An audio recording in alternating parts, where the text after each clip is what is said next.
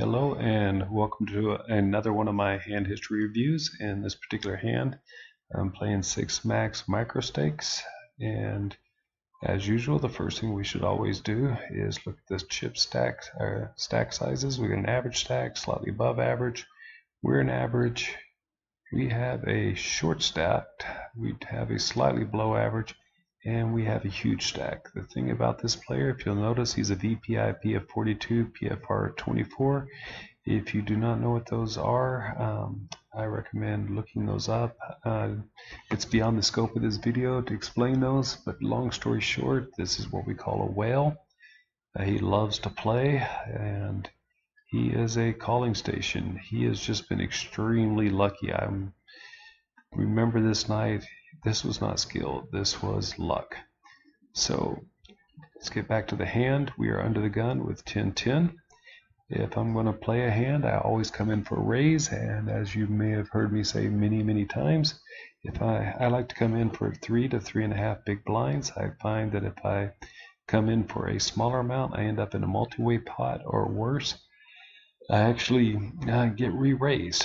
Now, in this particular situation, knowing that he's a calling station, knowing that I'm under the gun, I really probably should make it 4, maybe even 5 big blinds. But instead, I make it 3.5, and of course, the whale calls. Small blind folds, and unfortunately, the big blind folds, or calls. I'm sorry. Spoiler alert: this guy falls out, so it is just our whale to contend with. So what would our whale have, and how do we stack up against that range with the tens? Well, normally I give him a 37%, but in this case, he is such a whale. Actually, let's just do it this way. I'll give him a 40, maybe throw in a few more of those. So you may agree or disagree with my particular range, but you got to put him on some sort of range. So this is the range I'm going to give him. Versus that, our 10-10s is 69, almost 70% favored. So we're favored to win. So let's go to the flop. That is a great flop for us. We have a set of 10s. So the big blind folds. Well, let's see how this. Let's enter this into Flopzilla. By the way, this is Flopzilla. It is a very excellent tool for going through your hand histories. I highly recommend it. If you're not familiar with it, once again, there's beyond the scope of this particular video to explain it, but there are a lot of great videos out there. So let's enter. We said we had the 7 of hearts, we had the 10 of hearts, and the king of diamonds. So we go ahead and uncheck this. Before any action, we are a 90% favor to win. Once again, this is heads up, which, spoiler alerts, the blind is going to fold, so this is a 90% against a single player. Well, what should we do? Well, if he is a, there's flush draws out there. We want them to stay in. We want any of the kings to stay in. Any tens. There's only one 10 out there, but if he has a pair of tens, we want him to stay. We want the sevens to call. Any under pairs we want to call. So we want to bet enough. It'd be nice to keep both of them in. In this particular case, I would say if we had him just heads up, man, we could probably bet the whole pot, and this calling station would call, but we want to try and keep him in. So I'm just going to bet about half pot, which I do. And the whale calls, and then unfortunately we lose the big blind. So what would he call with? Well, these players like to call. They don't like to raise. So I mark in red hands that would call that have us beat. So if there was a straight, set, 2 pairs, over pair, top pair, I believe all those would call. The thing is, we're beating 2 pair, we're beating an over pair, we're beating a top pair. Would he call with a pair less than top pair, queens and jacks? Certainly. Would he call with a middle pair, tens? Certainly. These players don't like to fold their pairs. What about a bottom pair? He would call for at least one. Pair less than the board. Those I think he would actually fold out. I might be wrong. And no made hand he'd fold, but he would definitely call with all the draws. So based on that, we're an 86.5% favorite to win. And green is the part of his range we're beating. So we're beating 94% of his range right now. We're only losing to 5.5% of his range. So we are looking good. Ace of diamonds. That is a great card for us as well. Hopefully he has an ace. Maybe he even has a diamond draw. Now that normal player, that would be a scare card and they might kill the action, but not these calling stations. You know they love to play. So let's enter the ace of diamonds. We uncheck that, and once again, before any action, we're 87% favored to win. So our calling stations do what calling stations do. Well, actually, let me back up. So we actually bet half pot. In hindsight, I think we could have bet more. I think kings would have called, draws would have called. You know, we might lose an under pair, but I think a 2/3 pot would have been better. But once again, calling stations do what calling stations do, and he called. So what would we call with? Well, once again, mark in red what he would call that's got us beat. A straight. Yes. Set of sevens. We're actually beating a set of sevens, so let's switch that to green. Two pair, we're beating that. Top pair, we're beating that. Middle pair, would he still call? Pair of kings, yeah, he might not believe we have an ace. I can see him calling with that.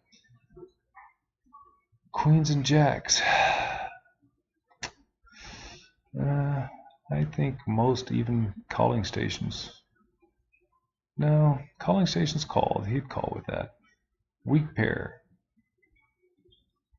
Do you think he'd probably give up his tens now, though? Flush draws. So he would still call with that.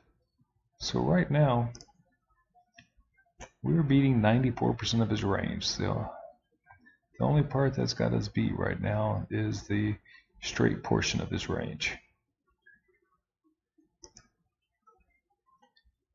So the river comes a jack. That is not a good card for us. Because now if some weird straight got there, that if he still has an ace, if he still has a king, he might call any bet. So let's go ahead and enter the jack of spades. And right now we're 68% favored to win. Just 2/3. We're in a tough spot though. I mean, could he have a queen? That makes up 30% of his range right now. There's a 1 in 3 chance he has that. Our problem is, if we check, would he check behind? Or would he take a stab at it? That I don't know. I mean, let's say I was on a flush draw and I missed the river and my opponent checked to me. I might take a stab at it. So I think the best move here is to check call. Now if we do bet, maybe an ace would call us. In fact, I know an ace would call us. Maybe a king. I don't think the jack or the 10 would. And I think if we bet the flush draw,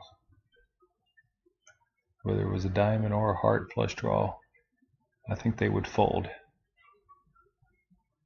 So I think by checking, check calling, and I would call nearly any size bet, By check calling, I give the bluffs a chance, or the misdraws a chance to bluff at it, and I think it does keep the pot minimum. Unfortunately, I bet half pot. And villain min raises. Okay, now I think I just puked in my mouth. So what would he check raise with? Well, it's marked in red everything that he would check raise that has his beat. Would he do that with a straight? Yes. Would he check raise a set?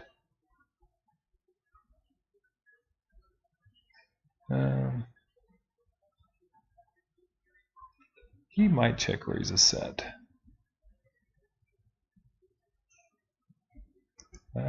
Personally, I would just check call, but maybe he doesn't see that there's a possible straight out there. So we'll give him a set, and we're beating the set of sevens, and we're losing the set of jacks. I'll still give it a green. Would he do that with two pair? I think he would do that with two pair if he didn't realize there's a straight out there. But would he do that to check raise the top pair, middle pair, anything like that? I don't believe he would. So if that's the case, yeesh, we're only a 38% chance to win and a 61% chance we're losing.